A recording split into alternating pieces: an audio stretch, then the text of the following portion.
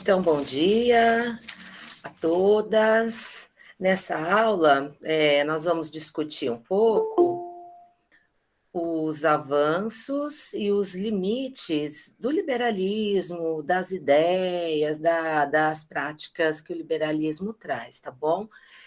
Vocês já estão estudando, né? Algumas semanas estudaram a filosofia do John Locke, que vai ser um filósofo importante, né, para colocar as ideias liberais mesmo no mundo, né? Porque ele é o primeiro filósofo que vai falar, olha, o direito de propriedade privada é um direito natural, né? Ele apresenta como um direito natural, igual o direito à vida, o direito à liberdade, né? Então, dessa forma, ele dá o fundamento filosófico do liberalismo. Bom, mas eu vou explicar um pouquinho melhor isso. Nessa aula, o objetivo é reunir as informações que já foram passadas, tirar algumas dúvidas de vocês, é mesmo que como se fosse amarrar as pontas, né? Juntar todos os assuntos, organizar, fazer aí uma conclusão. Então, né, eu vou começar um pouquinho resgatando o conceito de liberalismo, né? Que vocês viram a primeira aula sobre isso, né? Que o liberalismo é um conjunto de ideias políticas, que está no campo da política, econômicas, está no campo da economia, sociais e éticas também. Éticas no sentido da conduta da pessoa, do como agir, tá? Que elas são predominantes na nossa sociedade, são predominantes na sociedade capitalista, desde que a sociedade capitalista se forma, tá bom? E essas ideias, elas se transformam em práticas, né? Não é só um conjunto de ideias que está por aí. Elas se convertem em práticas, tá bom? Seja organizando as instituições políticas da nossa sociedade, organizando a economia da sociedade, organizando a maneira como as pessoas se relacionam no dia a dia, a maneira como as pessoas se posicionam sobre o mundo. Então, uma espécie de forma de ver o mundo.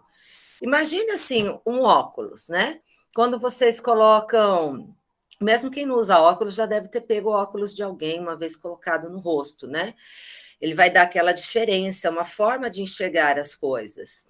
Então, como o liberalismo, ele não é qualquer conjunto de ideias, mas ele é um conjunto de ideias criadas pela burguesia, que é a classe dominante da sociedade capitalista.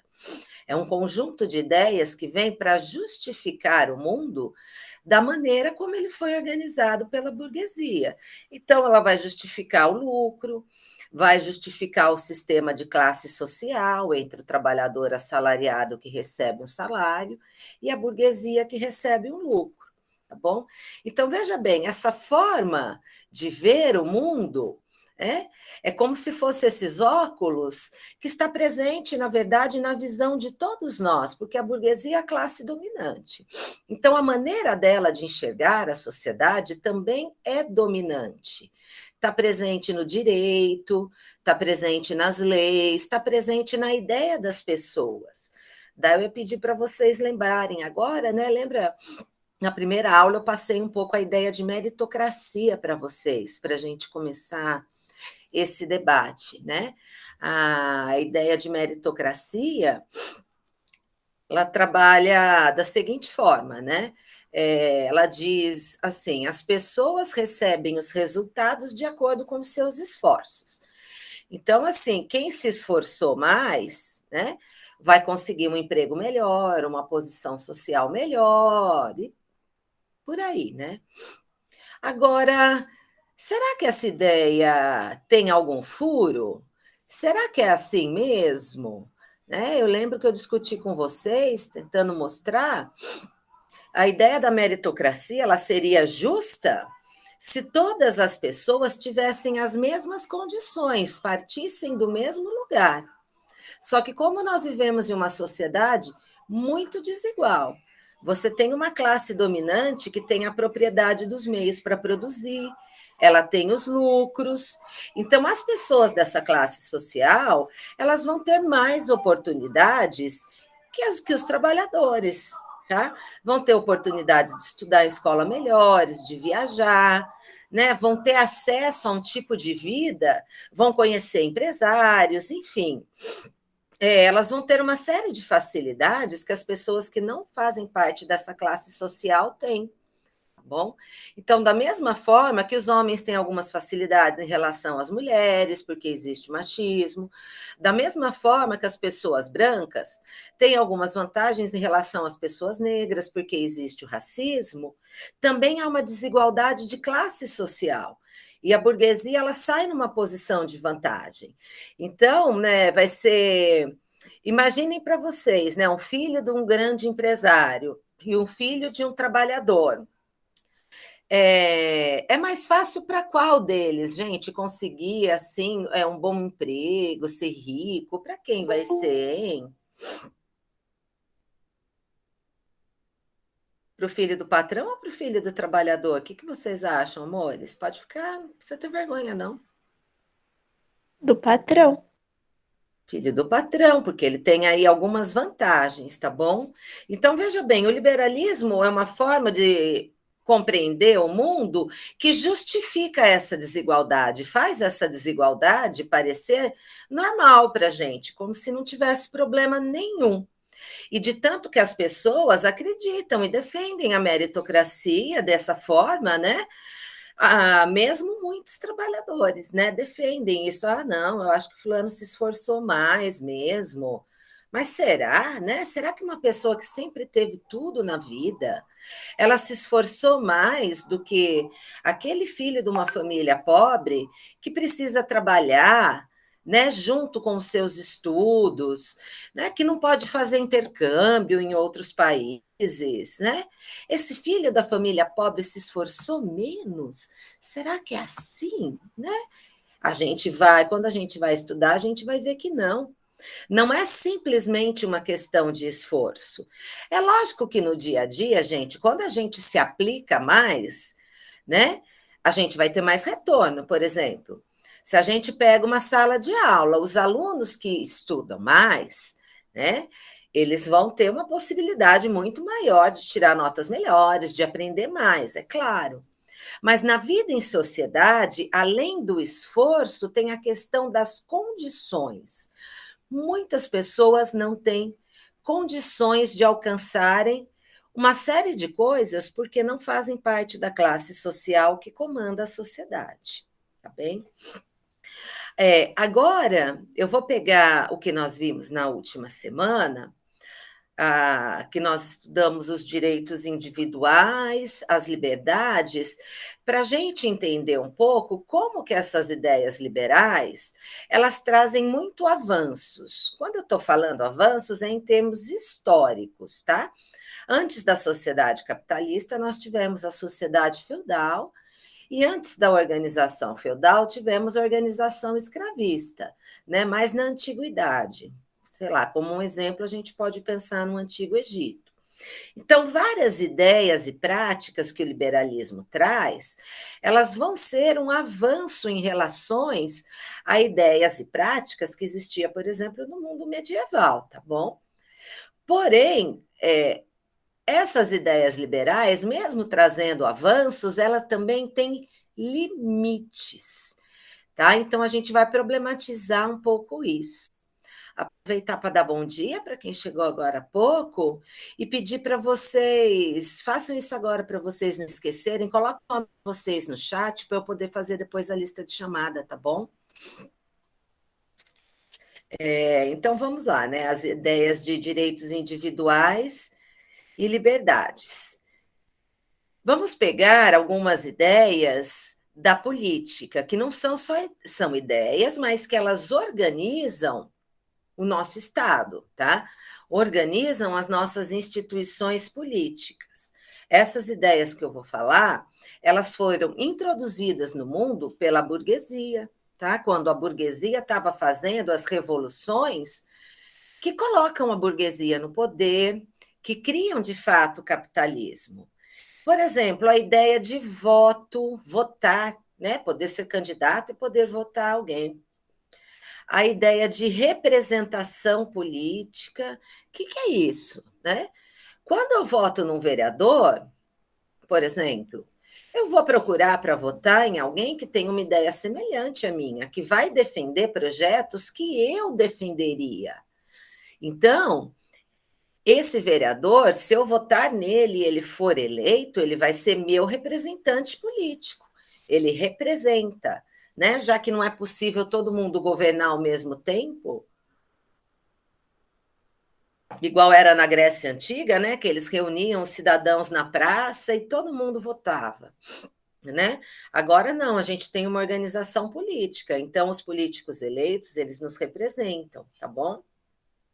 A divisão dos poderes, que divisão, professora? A gente tem um poder executivo, por exemplo, o presidente da República, o governador do estado e o prefeito. Um poder legislativo, o legislativo que faz as leis, né? No município, os vereadores, nos estados temos os deputados estaduais, e na federação, né, no nível do Brasil, nós vamos ter, né, os deputados federais de cada estado e os senadores. E também o poder judiciário, tá? Poder judiciário, que são os juízes. Essa divisão entre os poderes, ela foi criada, né, por um filósofo chamado Montesquieu. Foi um filósofo iluminista e também um pensador que ajudou a construir as ideias liberais. Então, veja bem, todas essas práticas que organizam as nossas instituições políticas, tá? Essas ideias e essas práticas, elas foram criadas pela burguesia, né? Trazidas pela burguesia, o que nós chamamos de liberalismo político. Bom dia para quem está chegando, tá bom, pessoal? A gente está discutindo um pouco aqui as ideias dos direitos individuais, das liberdades, da organização política, que são todas coisas que foram trazidas pelo liberalismo, de como isso traz avanços, melhorias importantes, mas como tudo isso também tem seus limites, tá bom? Então veja bem, esse conjunto de ideias que organiza as nossas instituições políticas é conhecido como liberalismo político. Quando que isso surge na história, professora? Isso surge na história naquele momento em que o feudalismo estava se dissolvendo, né, e a sociedade capitalista estava se formando, tá bem? Então a burguesia, né, naquele momento, ela era a classe revolucionária, né? Ela estava tomando poder, ela estava trazendo a novidade para o mundo. A burguesia estava combatendo os privilégios feudais. Então, veja bem, dentro do campo político, antes dessas ideias e práticas liberais, o que existia? O absolutismo, o rei com um poder absoluto. Tá? Não existia essa divisão de poderes, poder executivo, legislativo e judiciário, a ideia que um poder tem que fiscalizar e equilibrar o outro, era só um poder centralizado. Então, era muito mais fácil do governante abusar desse poder, né? Porque era um poder muito grande, não havia nenhum tipo de divisão. Como que era transmitido o governo? Era hereditário, tá? O rei morria, o filho, a filha mais velha, assumia o trono, tá bom? A ideia de voto vem falar: não, não é só a nobreza que participa, né, do governo. Todos os cidadãos devem ter o direito de participar. Então, veja bem, isso traz avanços importantes, tá? Tanto em relação ao feudalismo, onde você tinha uma monarquia absolutista e o rei comandava tudo, o rei e alguns nobres que faziam parte do conselho, que governava com eles, tanto em relação ao escravismo também, que você vai ter, por exemplo, se pegar no Antigo Egito, você tem o poder do faraó, que também é um poder absoluto, tá? Então, o liberalismo ele vai trazer instituições e práticas, enfim, que tem a ver com a ideia de república, né? O espaço público, todos os cidadãos podem participar. depois se desenvolve também a democracia, tá bom? Pessoal, está fazendo sentido isso que eu estou falando para vocês? Posso continuar? Ou vocês gostariam de fazer alguma pergunta? Só para eu saber mesmo se a minha fala está clara, né? Eu programei, organizei ela certinho, mas preciso saber como que está chegando em vocês.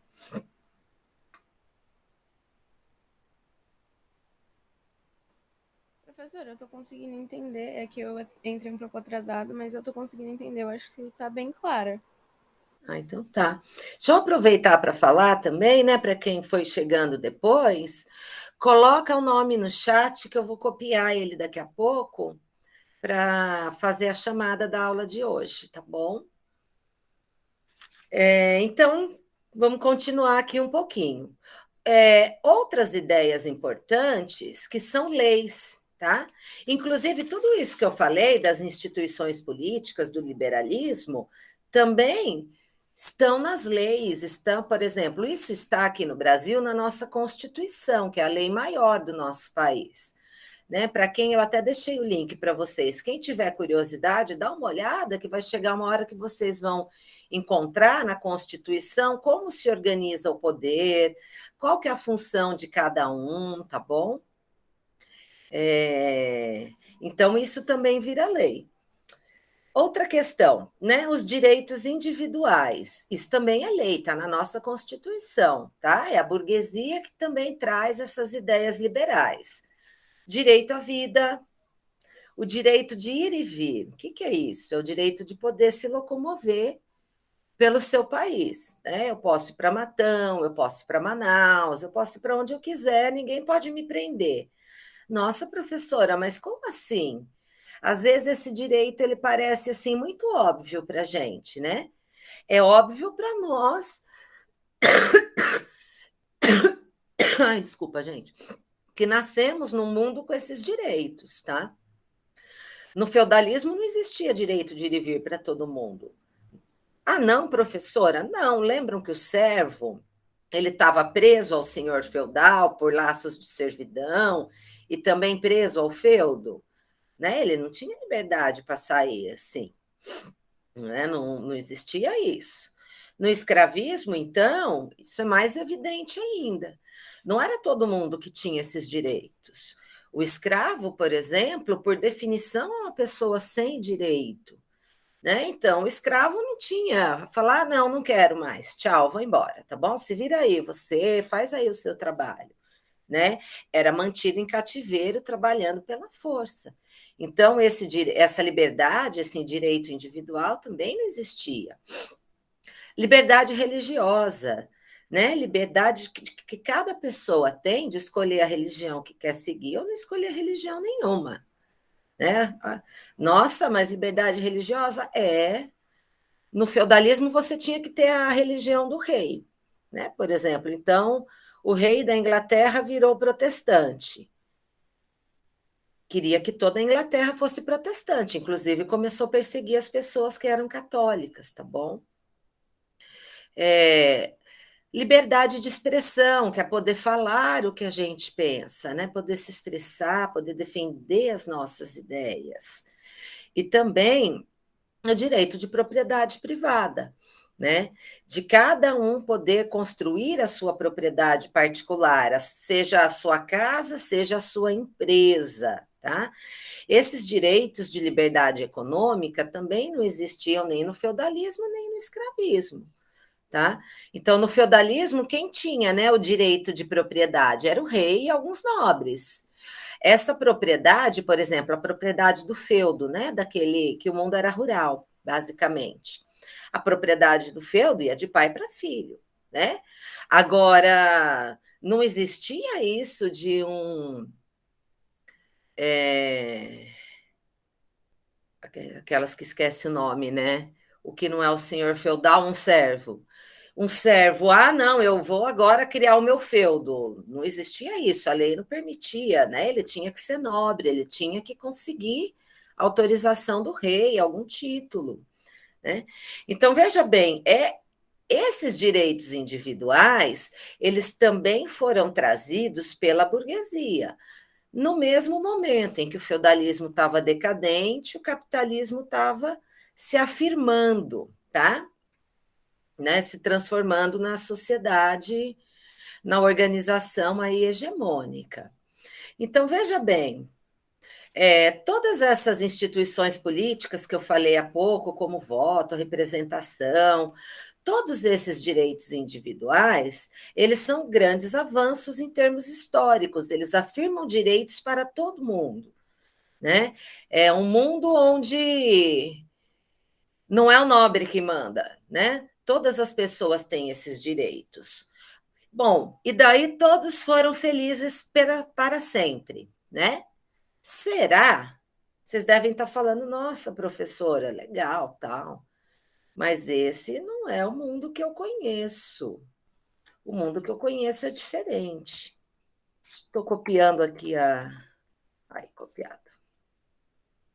O chat para garantir as presenças de vocês, tá? Essas ideias e práticas, por mais que elas tragam avanços, elas têm também muitos limites. Por que que tem muitos limites? Porque essas ideias, essas instituições, esses direitos foram criados pela burguesia, tá bom? E a burguesia não é mais a classe revolucionária, ela é a classe que está no poder, ela quer se manter no poder, mesmo com base em toda uma desigualdade. Nós já estudamos o mundo do trabalho, né? Vocês viram que há uma desigualdade fundamental entre o trabalhador assalariado e a burguesia, tá bom? Então, quando a burguesia estava fazendo os processos, vocês estudam história, isso que eu vou falar. As revoluções burguesas, tá? Quais foram, né? A Revolução Francesa, a Revolução Inglesa, a Revolução Inglesa às vezes não estuda tanto, mas é uma revolução importante. Foi os ingleses que criaram o primeiro parlamento formado por pessoas comuns, que não eram os nobres. A Revolução Norte-Americana também, do ponto de vista político, essas revoluções são as revoluções burguesas mais importantes. Então, a burguesia estava, né, nesse processo de se afirmar como classe dominante, afirmar a maneira de produzir capitalista, né, como predominante no mundo. A burguesia vai chegando ao poder, tá? Mas quando ela chega ao poder, ela vai manifestar o quê? Uma série de contradições, né? Contradições são contrários, são opostos, né? Quando eu me contradigo, eu falo um negócio, daqui a pouco eu falo outro, é como se eu desdissesse o que eu disse. Então, o povo, em geral, apoia a burguesia na Revolução, né? Porque a burguesia estava combatendo os privilégios dos reis, dos nobres. Só que quando a burguesia toma o poder, ela vira classe dominante. E daí ela quer manter e justificar o que vai ser os seus privilégios.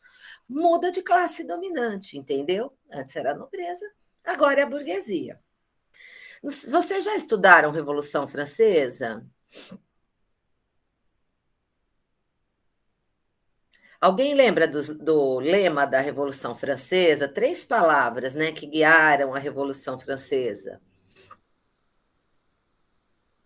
Vamos lá, que é liberdade, inclusive era uma palavra de ordem, né? Os franceses falavam isso: liberdade, igualdade e fraternidade. A Revolução Burguesa, ela trazia essas bandeiras, né? Ótimo.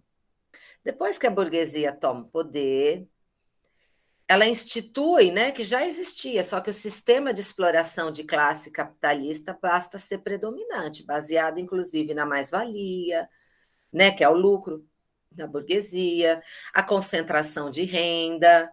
Naquela época ainda não havia sido criada nenhuma lei trabalhista, então as pessoas trabalhavam 14 horas por dia, dane-se, entendeu? Não tinha essa, tá? Ora, a burguesia toma o poder lá na França, lindo. E a ideia de igualdade, como fica?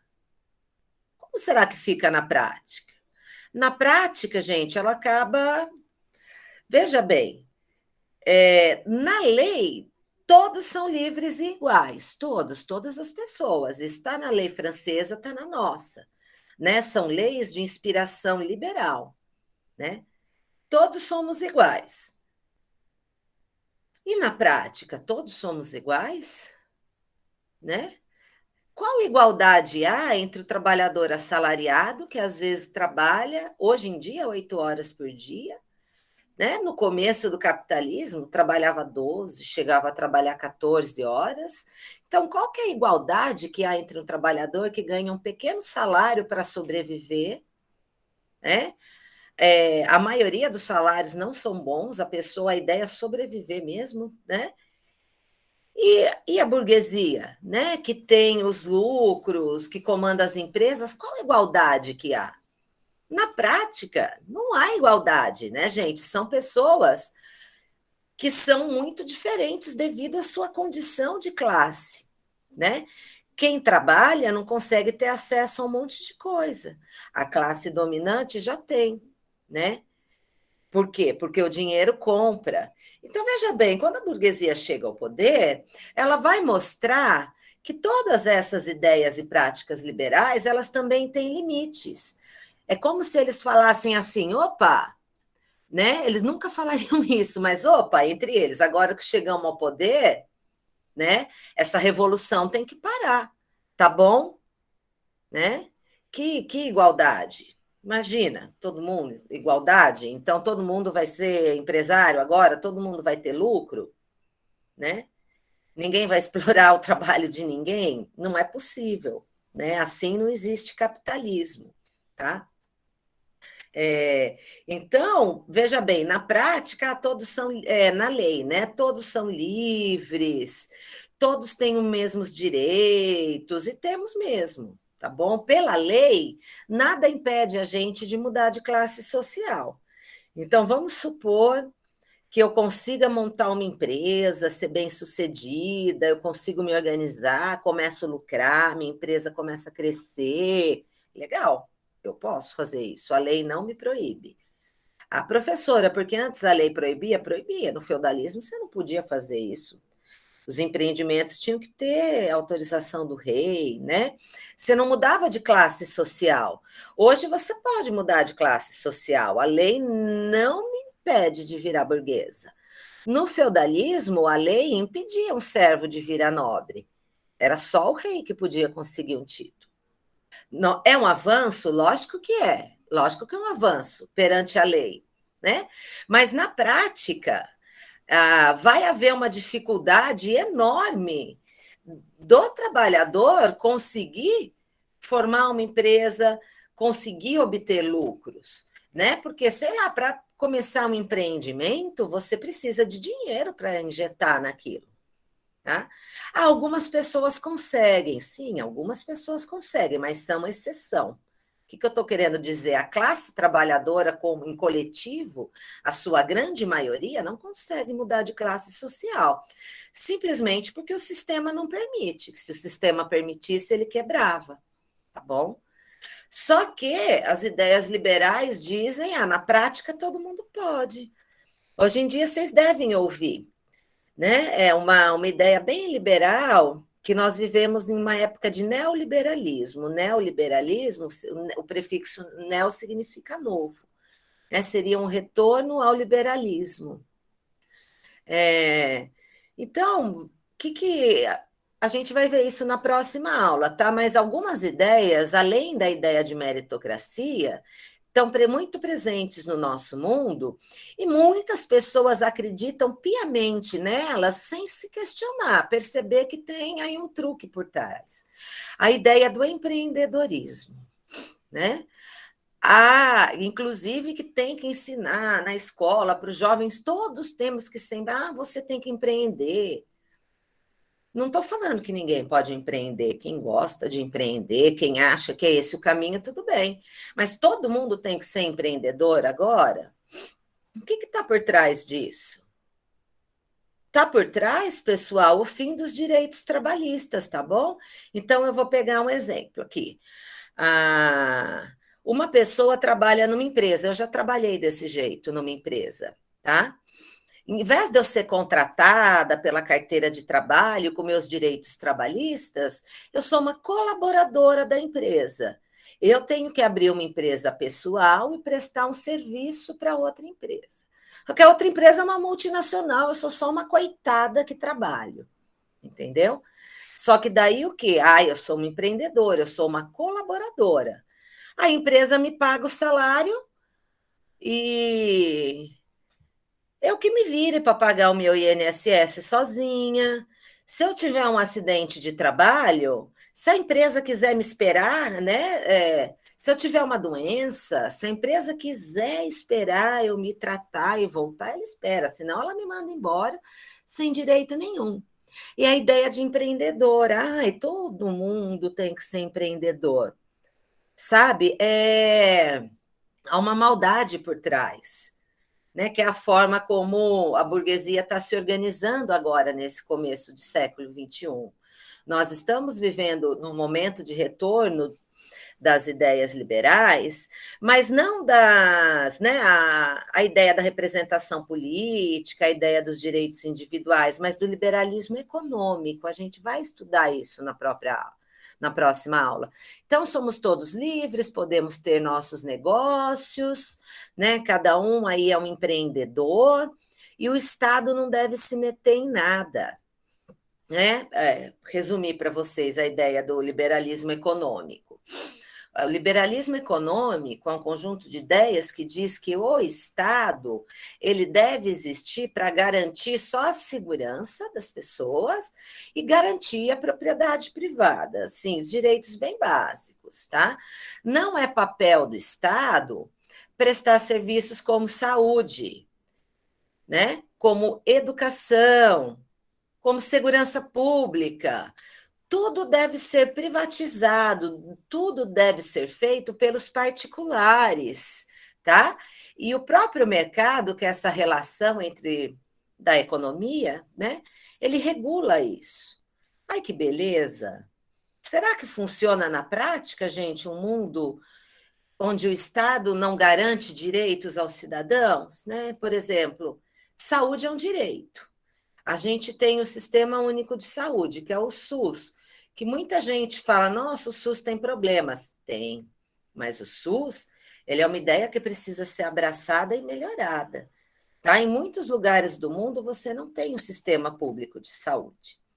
Então, faz de conta, eu sou uma trabalhadora, não tenho plano de saúde, não sou obrigada a ter. Eu tenho um acidente de trabalho, né? Eu corto a minha mão, eu fico... Ora, eu vou no SUS, eu tenho um atendimento. Às vezes demora um pouco mais para marcar um exame, né? Porque, assim, em vez de melhorar o SUS, os nossos governantes vêm piorando, né? Agora, na pandemia, gente, se não tivesse SUS para atender as pessoas e vacinar, a gente estava perdido, tá bom? Ou seja, é um direito, né? A saúde, o Estado garante. Nos Estados Unidos, por exemplo, não é assim, a saúde lá é privada, não existe atendimento público de saúde. Então, se alguém... Você perdeu, né, os dedos, você precisa lá, e rápido, cortou, né? Precisa fazer uma cirurgia para poder arrumar, para não perder de vez. Chega lá, eles falam no hospital, sei lá quantos, isso é $100.000. Se você puder pagar, você paga, senão você sai de lá do hospital com a mão lascada e dane-se, entendeu? Agora, num país onde a gente tem um Estado que fornece o serviço de saúde, a saúde é tido como um direito de todos, isso não acontece, tá bom? Na próxima aula a gente vai aprofundar um pouco mais essas ideias, mas são essas ideias liberais que elas estão voltando com tudo agora no nosso mundo, e elas atacam direitos. Foi o que eu falei da ideia do empreendedorismo. No final das contas, ela ataca direitos trabalhistas, tá bom?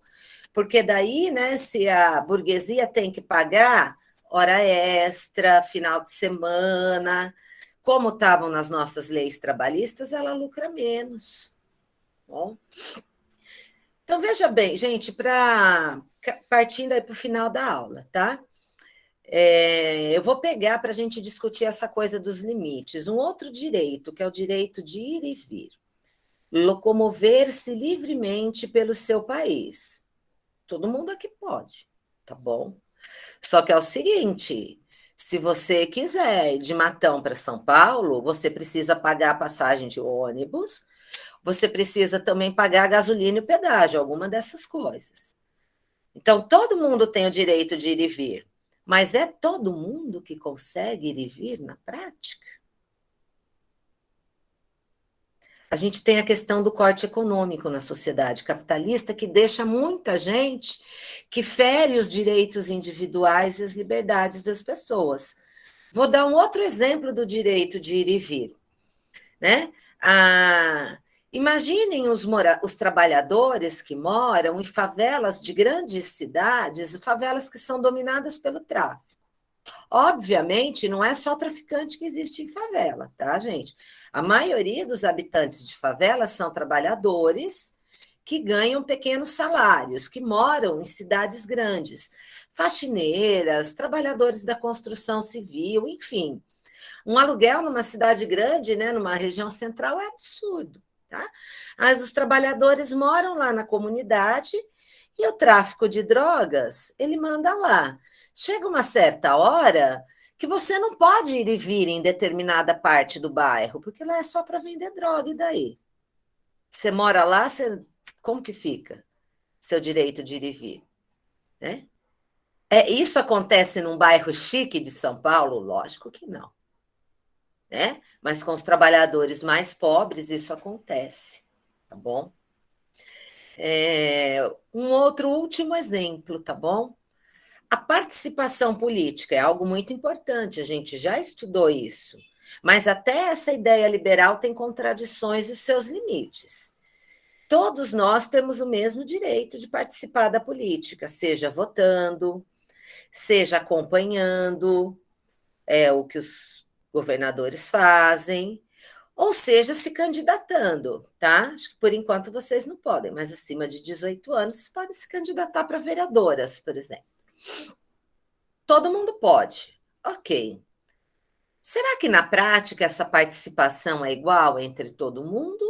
Ou será que as grandes empresas, os bancários, principalmente, os bancários não, desculpa, bancário é quem trabalha no banco, coitado. Os banqueiros, que são os donos dos bancos, é o pessoal que financia a campanha eleitoral. Vocês acham que quem coloca dinheiro na campanha eleitoral acaba tendo alguma vantagem na hora do candidato decidir o que ele vai fazer em relação a quem não coloca? Imagina, um candidato quer se eleger, né? Daí ele tem um grupo de banqueiros tal que ele pode fazer acordo com esses caras, eles ajudam a financiar a campanha, e daí ele age politicamente, depois de eleito, da maneira que agrade esses banqueiros, tá? Ou então você tem lá um grupo de trabalhador que não pode financiamento nenhum, entendeu? Quer que o cara defenda boas ideias, né? Sei lá, que parem de acabar com os nossos direitos trabalhistas, né? É lógico, gente, que quem tem mais dinheiro vai ter mais influência também dentro do jogo político, tá bom? E também, eu falando isso, a gente precisa perceber como o mundo funciona. Também não adianta cair naquele lugar comum, né? Todo político é igual, nenhum presta, porque existem pessoas que trabalham pensando no bem da coletividade, que trabalham com as ideias, né? Não é absolutamente todo mundo que se dedica à política que se curva aos grandes interesses econômicos. É a grande maioria, tá? Mas não é todo mundo. Mas isso influencia também a mídia, né? A TV, o rádio. Agora a gente tem as redes sociais, né? São grandes empresas. É um pessoal que tem uma capacidade privilegiada para influenciar no jogo político, né? Ao passar informações para a gente, esses meios de comunicação ajudam a eleger pessoas que estão de acordo com as ideias deles. Então, veja bem, meu objetivo na aula é que vocês conseguissem perceber como o liberalismo traz avanços importantes, mas também tem uma série de limites. E a maioria dos limites tem a ver com a questão econômica, que é a questão de classe social, tá? Da burguesia que comanda. a maneira como a sociedade capitalista é organizada pelas classes, e dependendo de que classe você acaba, na prática, tendo menos direitos. Daí eu gostaria de saber se isso ficou claro para vocês, se vocês conseguiram visualizar isso de alguma forma. Ou se ficou uma coisa maluca aí que eu falei. Deu para entender isso, Amoras?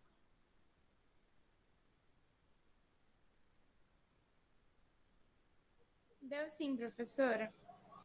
Deu sim? Então tá bom, eu vou. A aula de hoje era essa. Deixa eu aqui interromper a gravação. Eu espero que vocês tenham gostado.